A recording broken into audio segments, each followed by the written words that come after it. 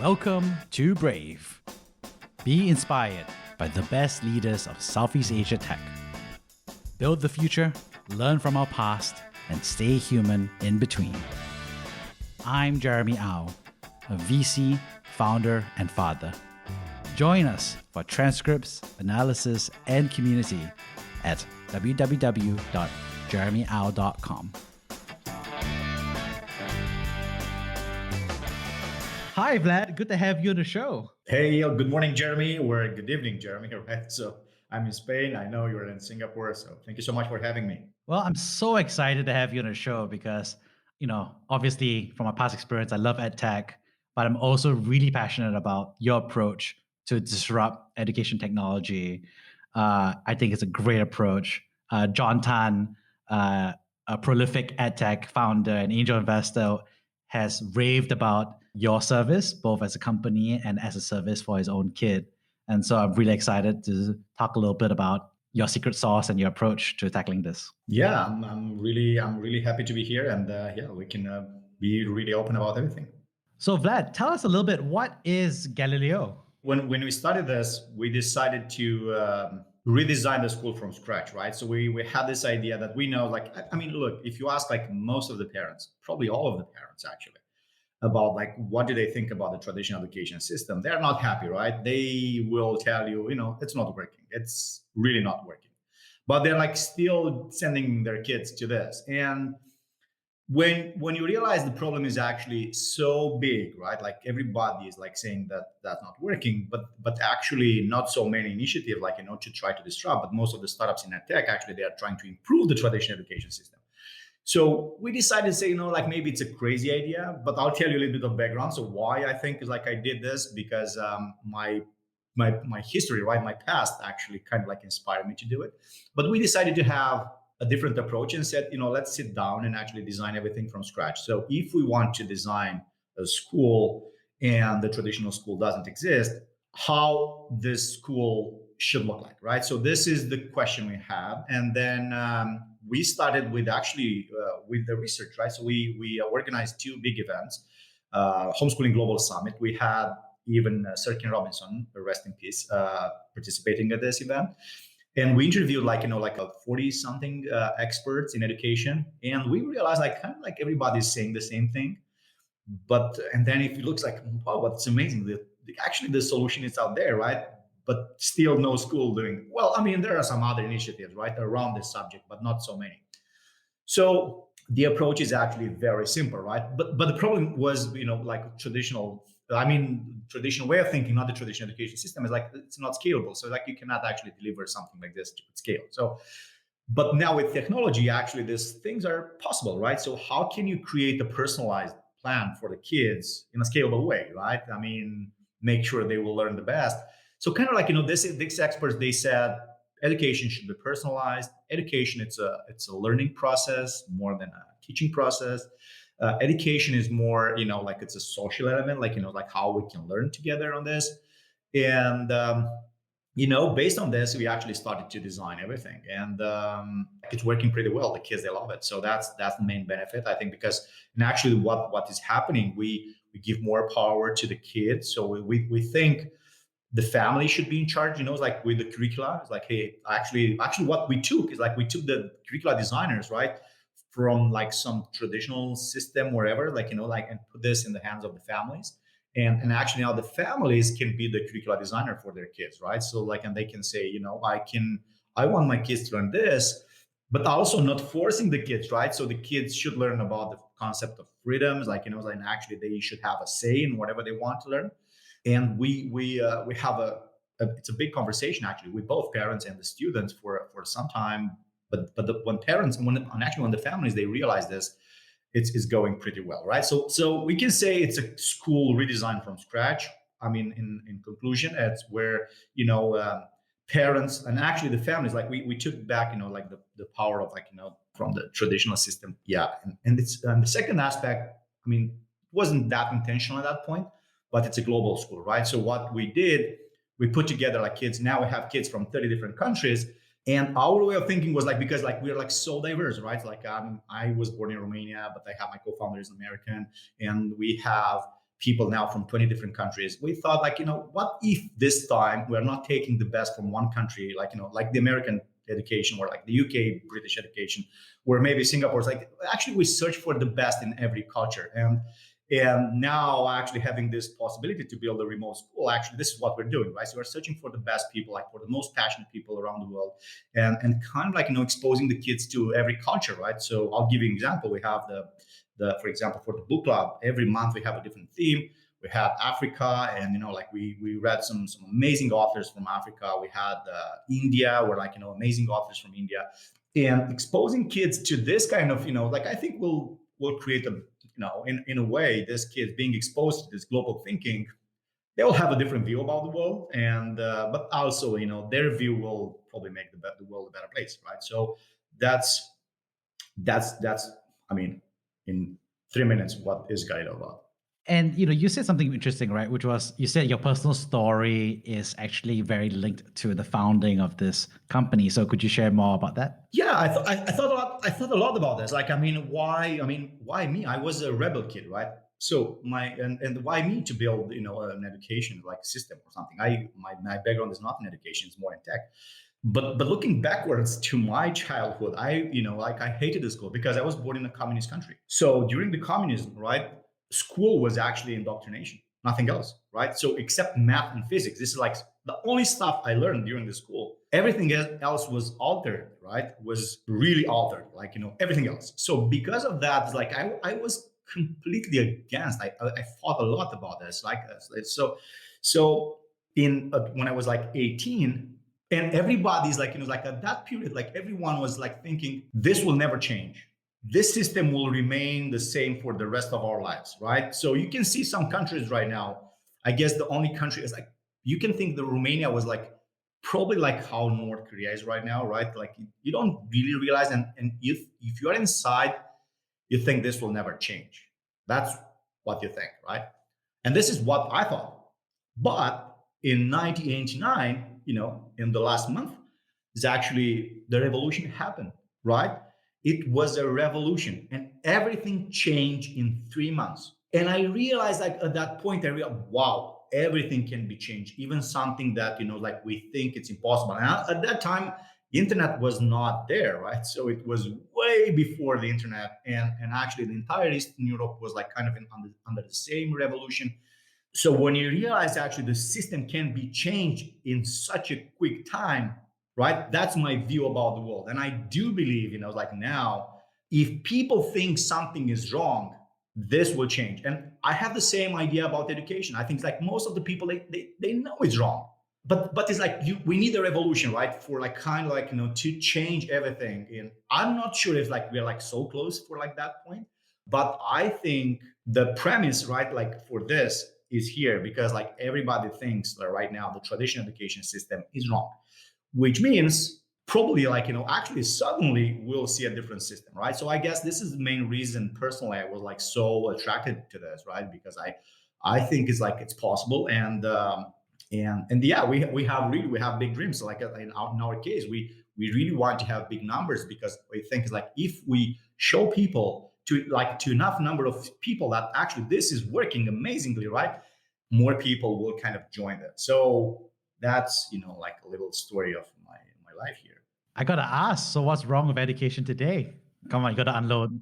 Oh, so many. I mean, look, so many things, right? So, and yes, of course, some countries maybe have better education than others, right? So, like that. I mean, you can have this graph of comparison, right? I will start actually why this system exists first of all, right? So, just ask yourself, just go back in history and learn more. Like, hey, who invented this, and like for what purpose, right? And if you realize, like the reason, the purpose, the reason of existence for this system is actually to create employees. That's the only reason. So we have a big demand to create employees, and we need these people to be educated to do our jobs. That's the main reason, right? But if you are an entrepreneur, as a father or as a mother, right, thinking that you don't give your kids the chance, to become something else and make sure that they will become employees, and this is the only option they have, I think it's a terrible thought, right? So yes, I agree. Like this, you can have a job from this, but just limiting this to this scenario, I think it's not a good idea. That's one thing. Second of all, like just look back. It's like, why do you think kids should learn this and that and that? Who decided it, right? So who decided? Like who was that person, and based on what research, right? It's like what is actually. So if you think they decided this because they want the best for your kids, that's completely wrong. They decided this because this was the need for the job, right? But now the world is like changing so dramatically, right? And I think it's like if you look at these young kids, they I mean, first of all, like the world will be filled with more entrepreneurs and freelancers, and I think they need a different kind of education. This is something, but then it's like if you ask yourself as a parent, and I like this process, like asking like 5 times whys, right? So why do you send your kids to school, right? So, and then you'll say, I want my kids to be educated. Why do you want your kids to be educated? I want my kids to be successful. Why do you want your kids to be successful? I want them to be happy, right? So if you want your kids to be happy, why just sacrifice the first 20 years from their lives, to be happy at age 30 something, right? So if you see your kids are not happy in the system, because they're not. If you see how they talk about the school right now, they hate school, they hate learning.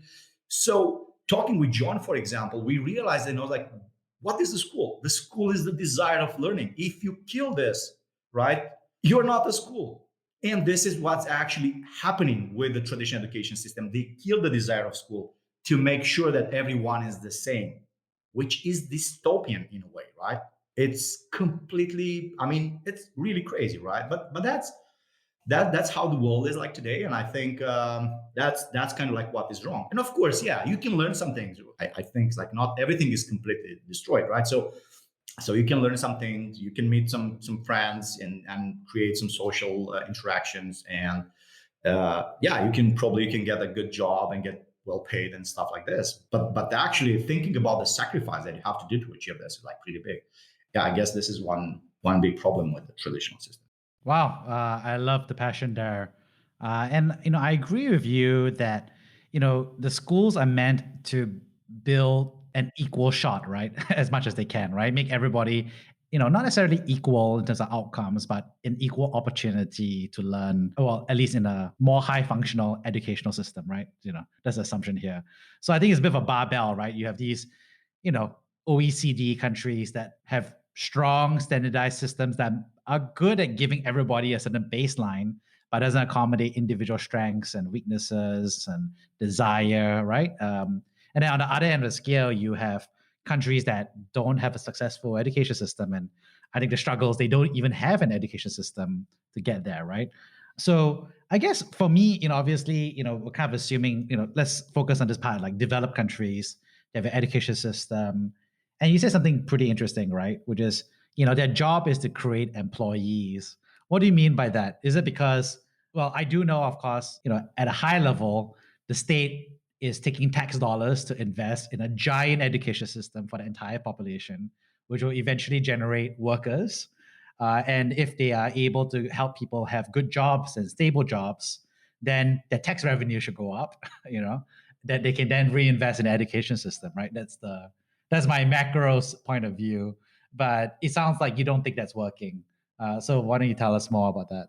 When the state, where the government knows better than the family what the family should learn, it's strange, right? It's really strange because like at the top of the country, there are some people with one way of thinking. If their thinking is like strange and wrong, this will reflect, in the entire society, right? So a top-down economy, I have the example, it's not working, man. It's like I mean, look, even China right now, right? So, which kind of like you can say is like this last communist country, right?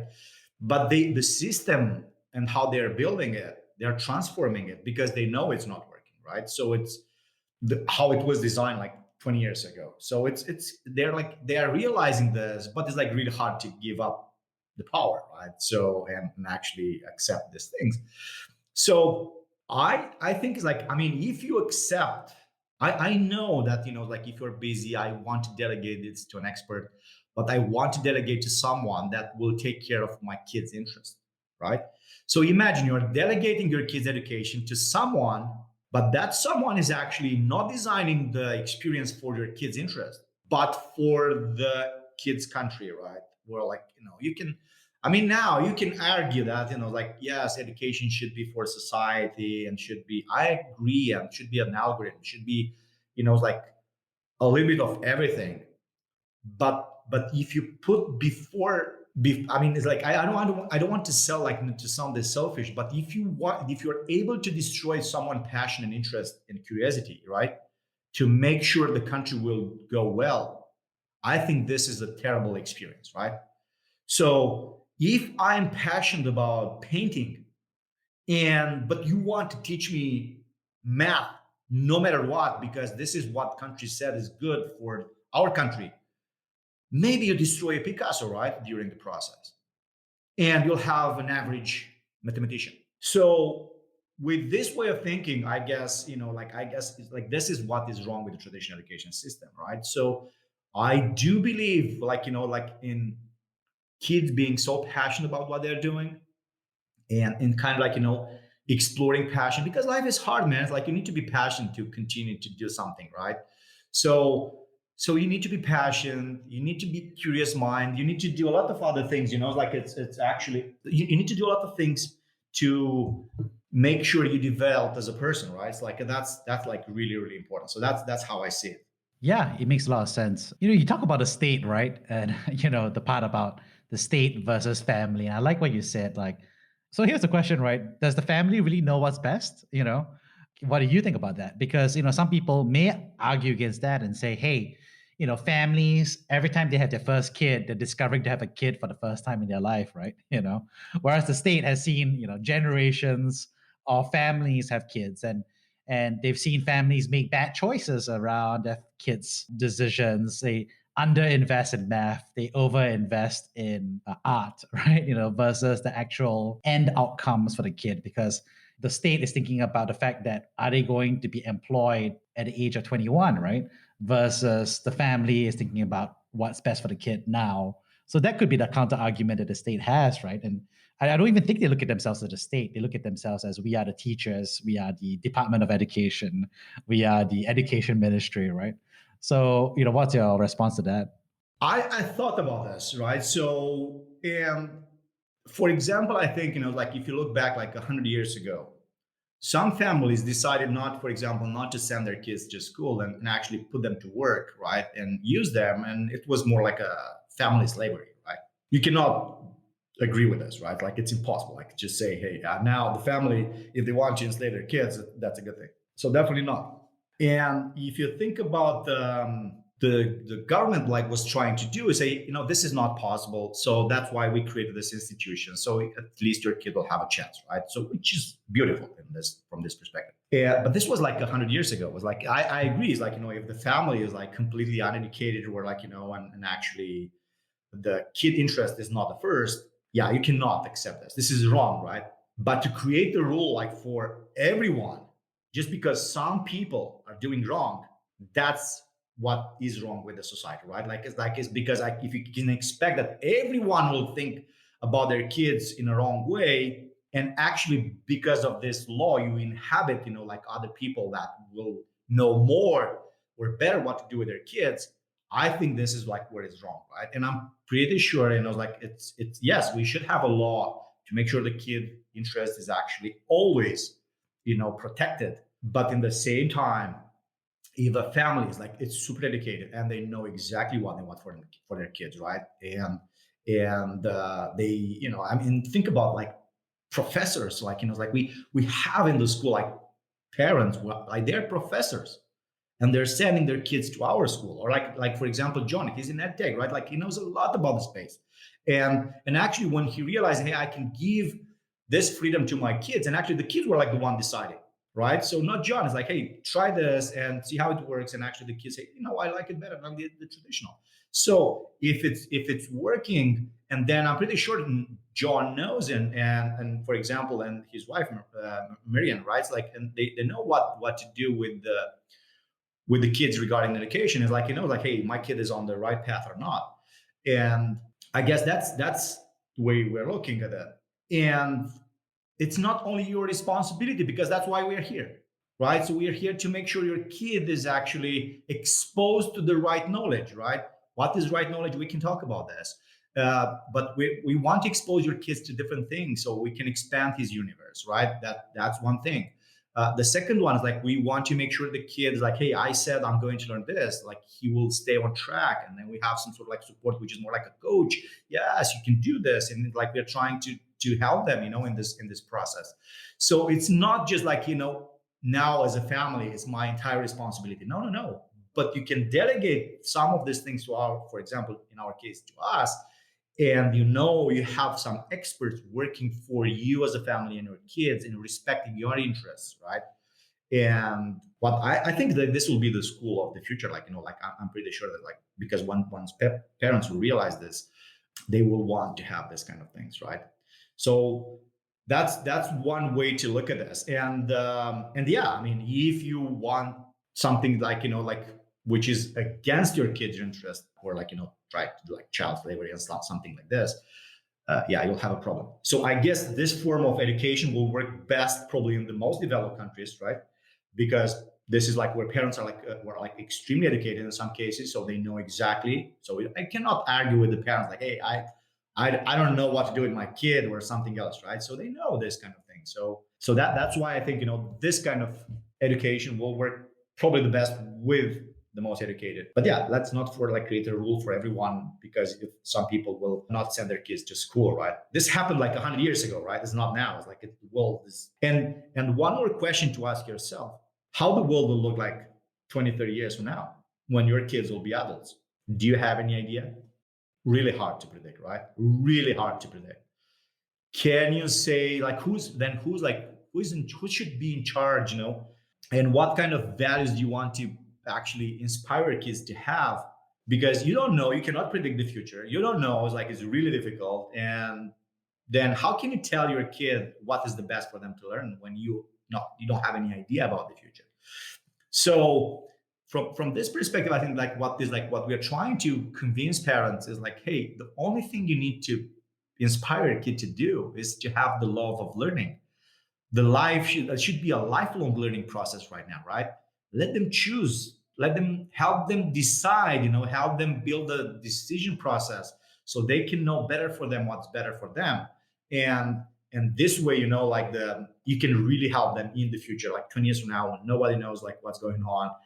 They can adapt, right? So they can be there, taking their own decisions, learning whatever they are passionate about and what is actually important for that time for that time. So Okay. So what I'm hearing is, firstly, you do agree with the mandate for universal schooling by the state. You agree with that. You disagree with the type of schooling that's available because you think that's outdated with the internet. And thirdly, what's interesting is you think that the parent knows best for the kid. Would you think that's a fair statement? the parent knows, especially if they're like well educated, right? So I'm talking about well educated families, right? And well, I guess like it's not necessarily knows best, but I'm pretty sure the family, they want the best for their kids, Right, right. right? So that's like really important. I mean, right now, a well-educated family, I'm pretty sure they're not going to enslave their kids, but they want their best for their kid, right? And having this attitude, like towards this, I think will help any family and in the process. And actually, this is how this system actually, like will work, because they are dedicated and well-intentioned and they're like trying to achieve something for the kid. Yeah. So, I think that's something that is so true, right? Which is, families definitely want what's best for the kid. The question is, what is best for the kid is this very hotly contested topic, right? Teachers are saying we know best. The education system is saying we know best. The parents are saying we know best, and of course the kids also say we know best, right? So there's a long, group of people who are debating about what's best for the kid. I think, in your own words, what do you think is best for the kid? What's your approach to that? That's what I was trying to say with this. Try to put yourself like how the world will look like 20 years from now. And if traditional education system, if you go to any traditional Stanford, Harvard, whatever you want to call them, which in my view, they're kind of like almost obsolete, right? it's more like the network effect to keep them alive, right? Because they're like really challenged by the new startups and everything. If you look 20 years from now, it's like really difficult to say what the world will look like, right? And your kid is now 10, so 20 years from now he'll be 30, right? So he will be kind of like active, like and doing something. So if the traditional education system is not ready to answer to this question, how the world will look like 20, like they cannot say they know the best, what is the best for the kids, right? Because I think education is mostly to prepare you for life, but you don't know how the world will look like, how the life will look like 20 years from now. So if you don't know, then how can you say you know better how to prepare? You cannot say, right? Then let's move to the parents. Do you know so many parents like able to say how the world will look like 20 years from now? I spend a lot of time thinking about the future, and it's like really hard to predict with this explosion of innovation in technology and everything, right? Everything is disrupted. So for someone like me spending a lot of time thinking about the future, like it's so difficult to think is like how the world will look like. It's like really difficult, right? And then if you have like we decline our knowledge, let's say, right? So we don't know, and I think it's like we can both agree on this. Like it's really hard to predict this. Then the question is like, what can we do for the kids, right? So I guess our way of thinking is like, okay, we don't know. Then if the world will be so different, what if we do not ask ourselves like what will be different, and we ask ourselves what will remain the same 20 years from now, right? So what will remain the same? This is a different question, and this because you have this different question, you see things from a different perspective, and then what will remain the same is the speed of change will be the same probably, or even increased, right? Technology will be more and more important. The world will be more and more global, and equal and everything, right? So and people will have to learn continuously to resist, right? So then the only thing we should do at the school, that's our assumption, is like to inspire the kids to love, to learn, right? So that's the only thing we need to do on this, right? Wow. I mean, I think that's so true. I think, I interviewed John Tan for a previous podcast episode that, you could look up later. But, I think he talks about the love for learning or learning to learn, right? And that's a really tough skill, right? Because, it's easy to measure if you learn math, right? Do you know how to add 1+1? It's easy to learn like 1 times 5, or 1 to the power of 5, right? There's an easy scale to measuring math, right? And whether you learn math, but learning to learn and the love of learning, I don't know. I don't think you get points for keeping that alive in a kid as a teacher on a standardized format, right? But it's actually pretty simple. So if we do not tell them what to learn, because we don't know like what is life, and actually the only thing is like we want to make sure you are in charge with your life as a student. So we want to help them become independent thinkers and learners. And we know it's a process. It's not like throwing your kids here and tomorrow you'll be independent. No, it's a process, right? And that's why we're here. And then it's like maybe you don't force math and you say like math is very important. But we've seen so many cases, right? When, for example, kids they're like passionate about space, right? So they're like super passionate about space exploration. And at some point they say like, how long it takes to go from Earth to Mars? Oh, that's a good question. For this, you'll need math or physics. I mean, yeah, like to understand all this thing.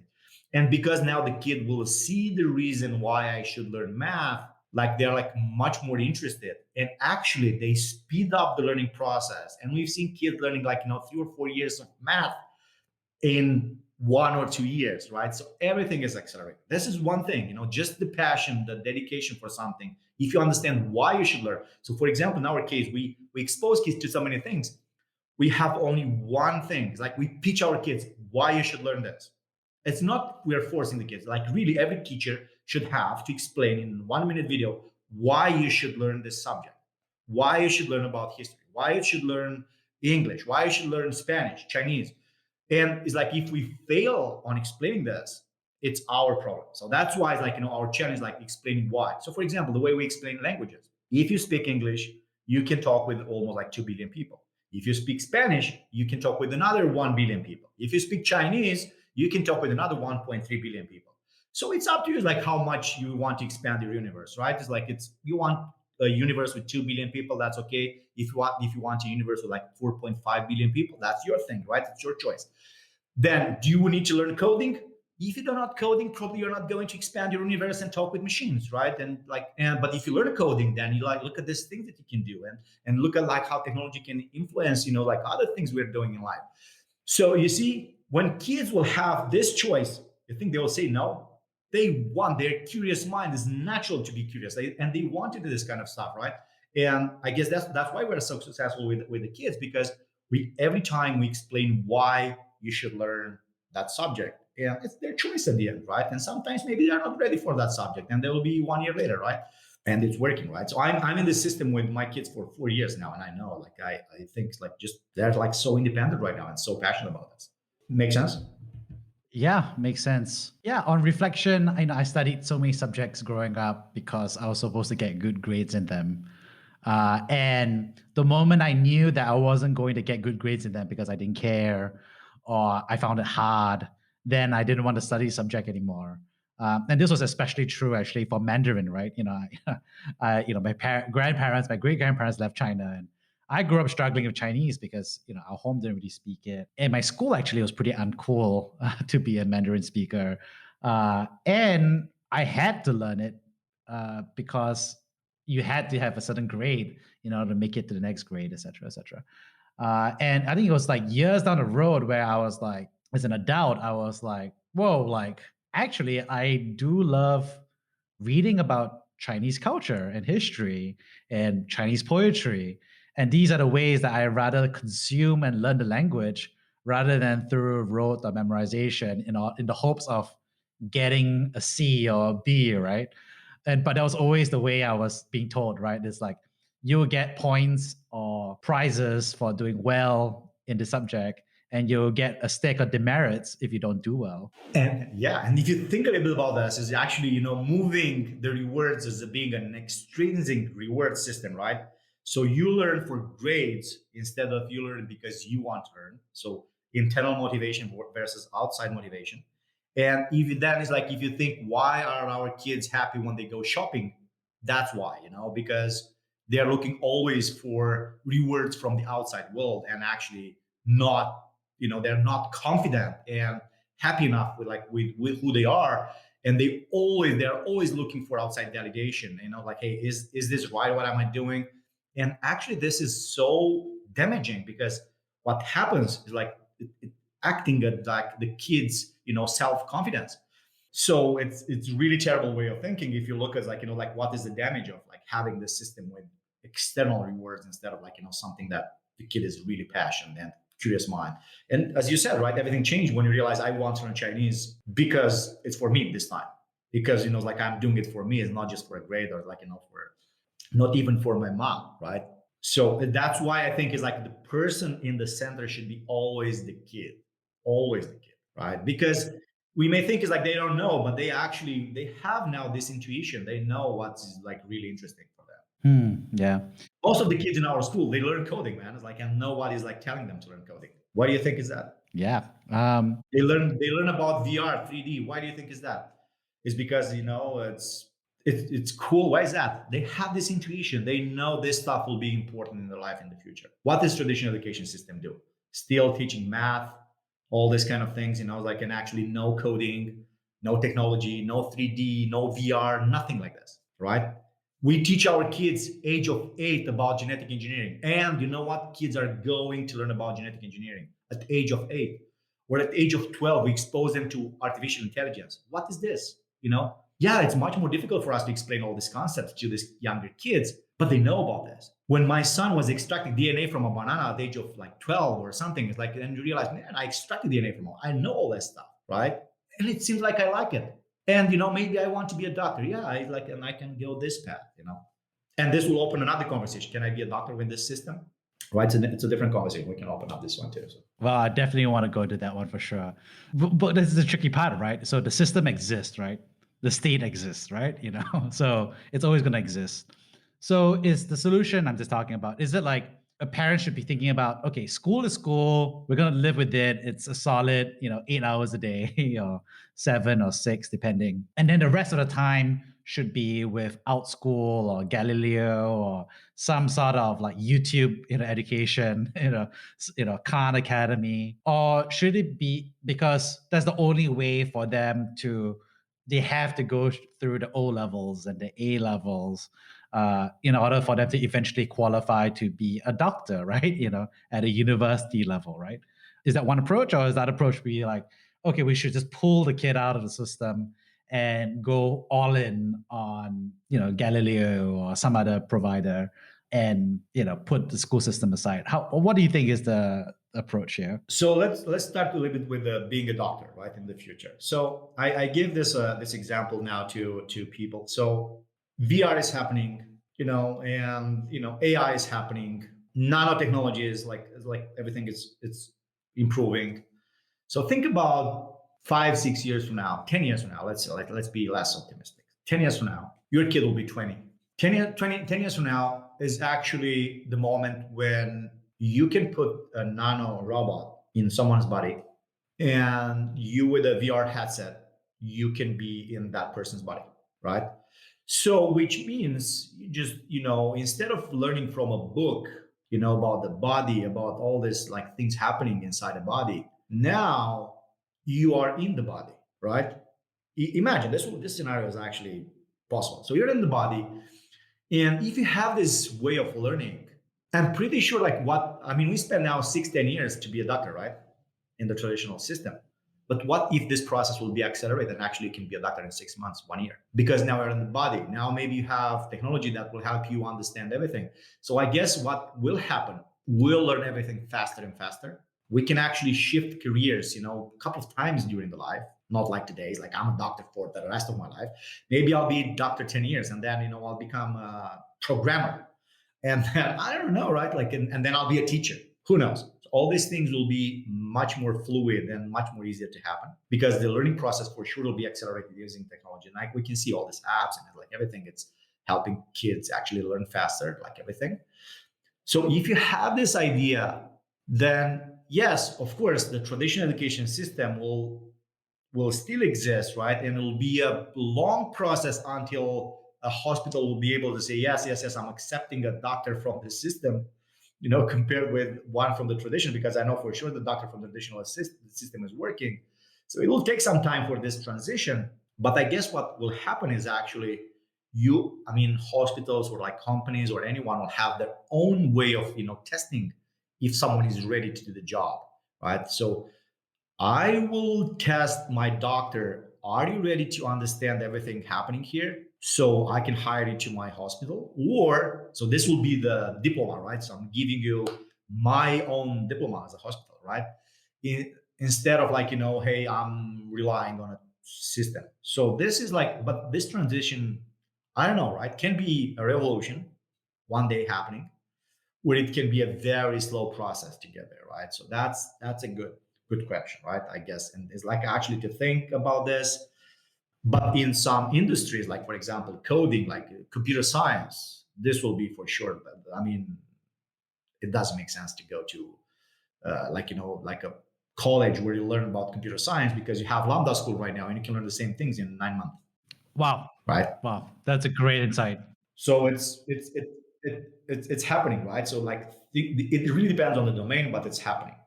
Okay, so that's a great insight, right? So basically saying that two types of job, right? I call it. You have guild jobs and non-guild jobs, right? Guild jobs being lawyers, doctors. Anyway, something of a very clear credential, right? Yeah, working. Yeah. And then maybe the PhD system, right? Like the research system to some extent, or the professor route. And then you have the non-guild jobs, right? Which is like computer science, business, analytics, artist, creative. So there's like non-guild jobs. So, okay. So I get what you're saying, which is like at the end of the day, why do we take, 4 or 6 years to teach medical school when we could, with what we know now about gamification, motivation, retention, teaching, we could compress that, like you said, into a much shorter period of time. But the norms around it means that we still go to do an undergrad degree in sociology or business administration. So, okay, so that makes a lot of sense, right? Like you can literally generate, and I'm excited about this because this is something new for me. You're basically unlocking a 5 to 10x difference in speed and motivation and quality of life for the student. But we're also saying something very true, which is that for the guild jobs, lawyer, doctor, PhD, you can't escape it, right? Because you can't get into you can't be credentialed as a doctor unless you graduate from a medical college, which requires you to take a certain level of entrance exams, right? Whatever they recognize.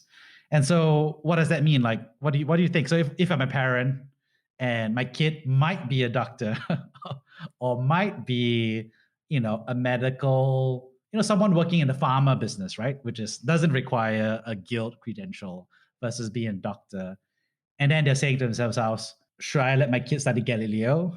I'm saying, but it will foreclose the opportunity for them to become a doctor. Versus should I let my kids study the traditional system and study Galileo on the side so that they still have a shot to be a doctor for the guild job? What do you think about that? So particularly in Asia, or where the dream jobs are like doctors and lawyers, right? So this is the dream job. But look at this.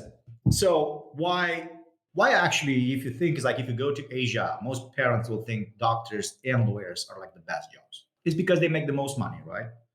And what they want for their kids is like, hey, I want my kids to be successful and to have enough money to live a good life, right? That's the reason. But if you look at like what's happening right now is technology. Look at this, like the most powerful companies in the world. They're like all technologies. So if you look at like what's happening, technology will disrupt any domain, right?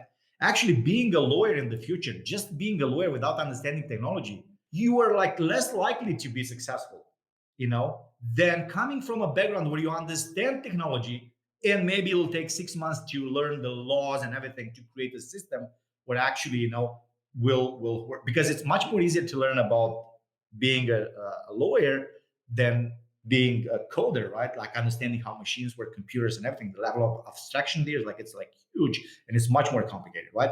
So our main assumption is, it's like if you learn and you're exposed to technology and everything, you'll find a way to learn all these things if you really want to become a lawyer 10 years from now when you'll be 20, because you realize, but maybe the lawyer job actually will disappear from the way from like how it is right now, and you'll have a completely different things. Like maybe, the lawyer should understand coding because all the contracts will be automatic, and like I don't know, right? So it's really hard to predict for the doctor.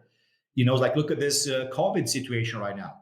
If you are a doctor and you know programming and algorithmic, and you can design models that you can see like what kind of impact this COVID can have in the world or not, it's like you'll have definitely a better chance than just being a doctor and knowing how the body works, right?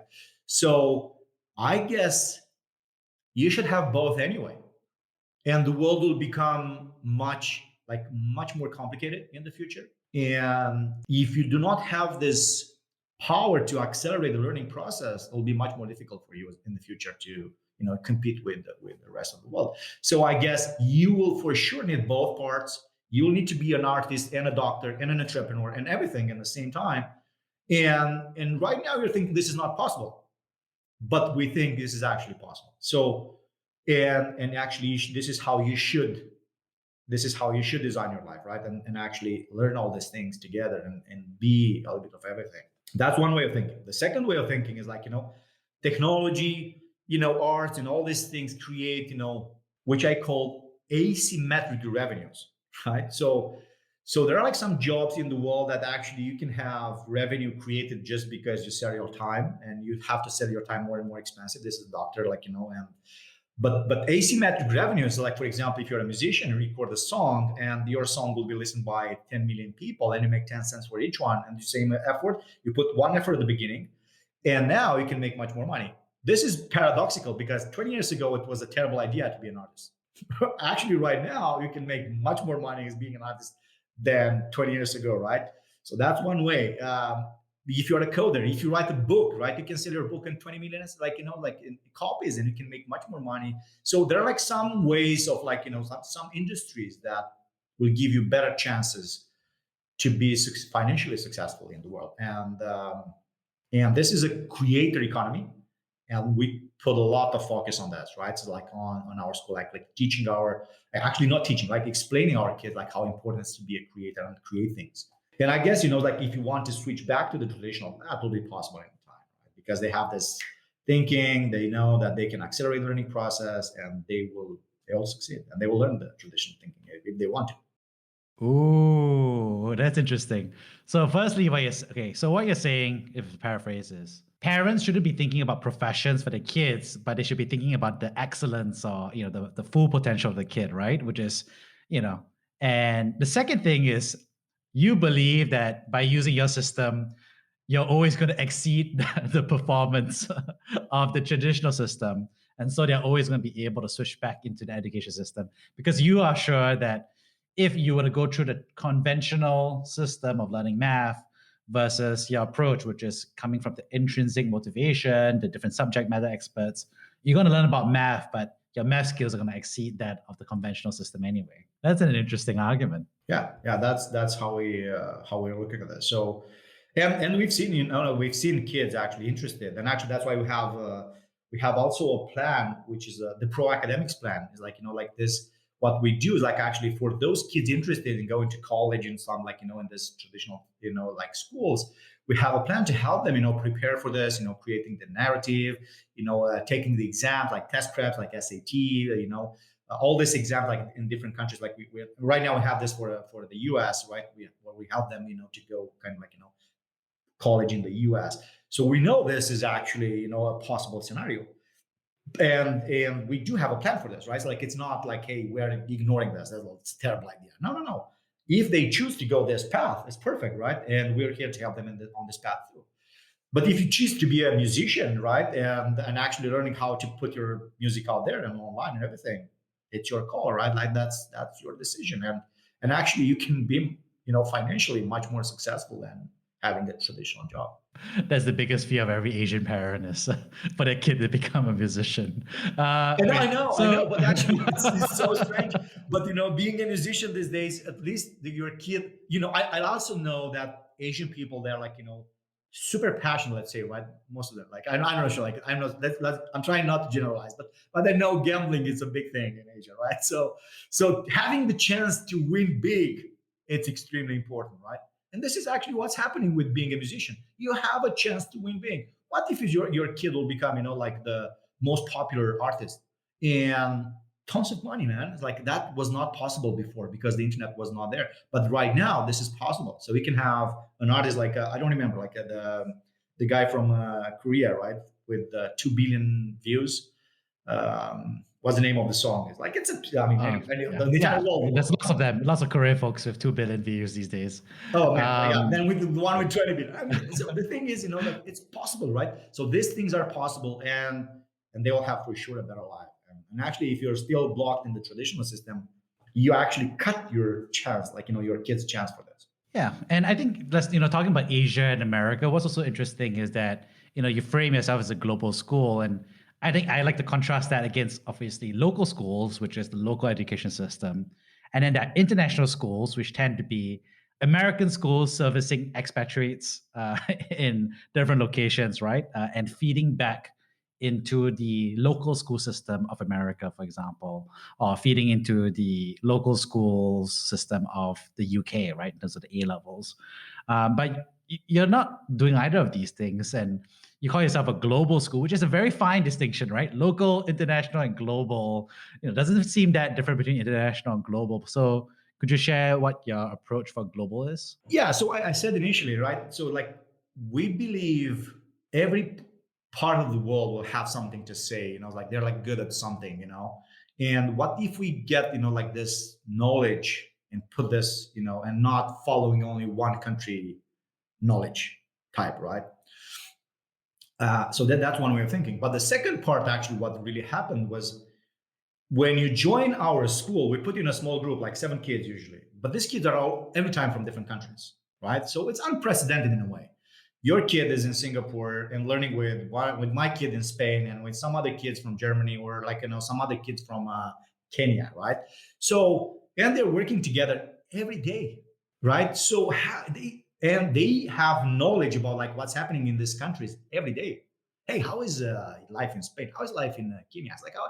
So they have this knowledge, and then when this is like happening in the small classes, and then they're moving to a club where like everybody's passionate about, let's say, about coding, and then you have other kids from completely other countries, and we have this, for example, magazine where like 12 or like 15 kids from 10 different countries, they're working together to create a magazine. It's a global magazine. And they will reflect like, what's happening everywhere in the world. And I know like for me, it's like, was like really important to understand this is a global world, and actually what's happening today, you need to have this view if you want to be successful. You cannot stay in your country only, right? Because things that are coming on the global, will affect you anyway. Look at this. Like, what's the most popular social network in your country? It's still Facebook or like all these companies, right? So why is that? Because they have this global view, right? Where this global view was possible before? Stanford, Harvard, only a couple of like top colleges, right? Actually, you can have this kind of global view because they were accepting kids from all over the world. That's why they're so powerful, right?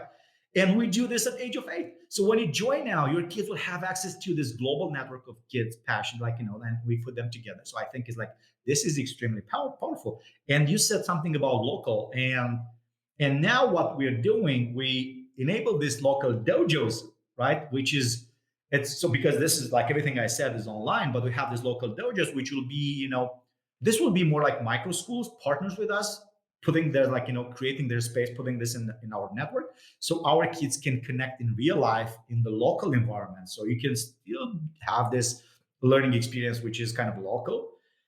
But the beauty is, because it's the same school, you decide to move from Singapore to Tokyo tomorrow, you can have the same infrastructure. Just change the class of the kid, nothing will happen. So he will continue like smoothly transitioning. And then you decide to move to Portugal for 6 months.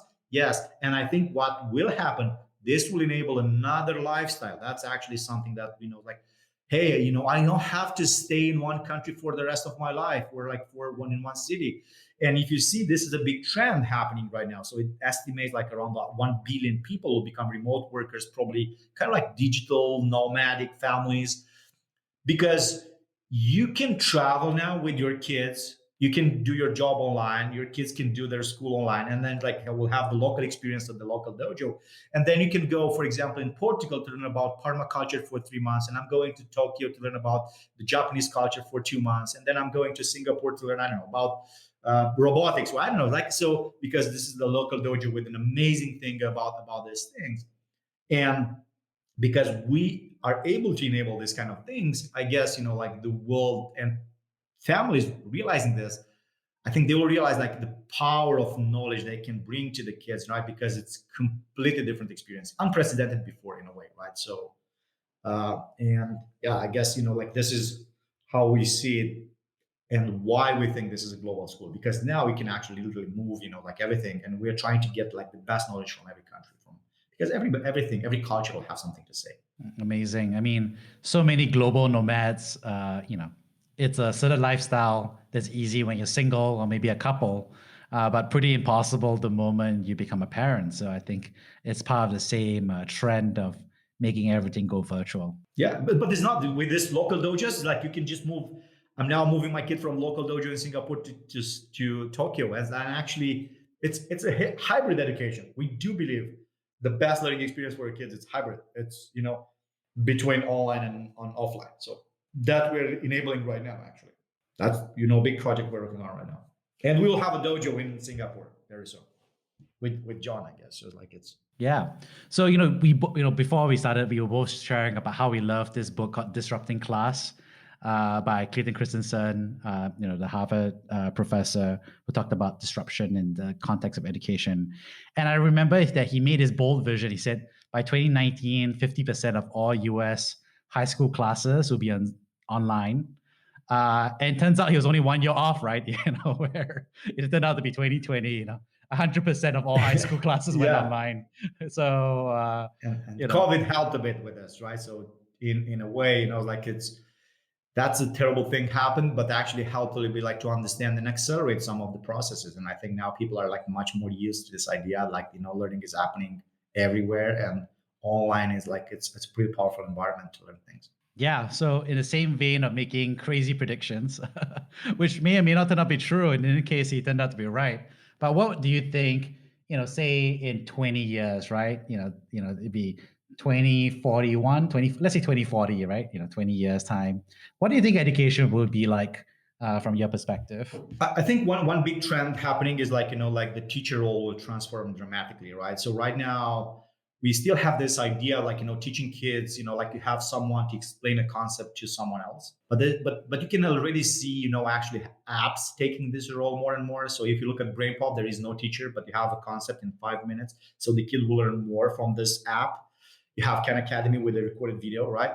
This is, let's say, it's kind of a knowledge type of, but I think what is really happening and like extremely powerful, you'll see apps like like Duolingo to learn a language, where Code Combat to learn coding, where Code Academy, where all these platforms. And I think learning will be much more developed this way. Like like will be and actually much more powerful, right? So you can learn faster. We'll understand better about like how the mind works. So I'm pretty sure learning will be accelerated once like learning how to learn. For example, this should be a science that we don't have, like like not so many people are spending time on this, but we think a lot about this, right? So how can we explain the process of learning to our kids, and like how they can be uh, you know uh, how can they optimize the learning process for themselves, right? Because you can learn anything now. The question is like how you choose.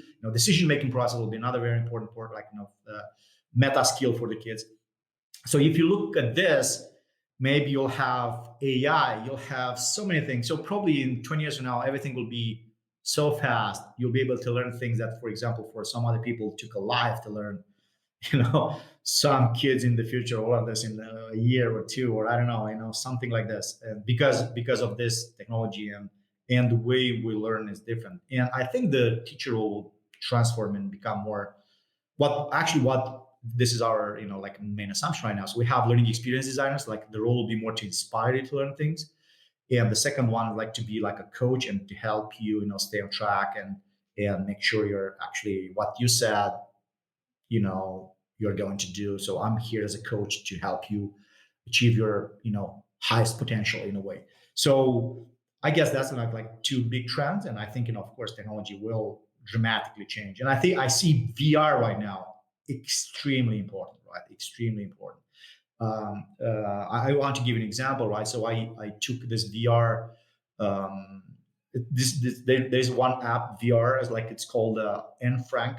So this girl, like who died during the Second World War, but Yeah. actually in VR you can go and visit her house, and have the feeling of like living there, and man, it's like it's an incredible experience, right? And then when you have this feeling about like and you realize like how the life was for this girl, I'm pretty sure people will be better persons, right? Because you understand that you cannot damage someone this way, or like traveling in space on ISS or all this stuff. So I think learning will be completely disrupted by technology, and actually apps and experiential learning will be the thing in the future. Like leaving that thing, like I want to learn about the ancient culture.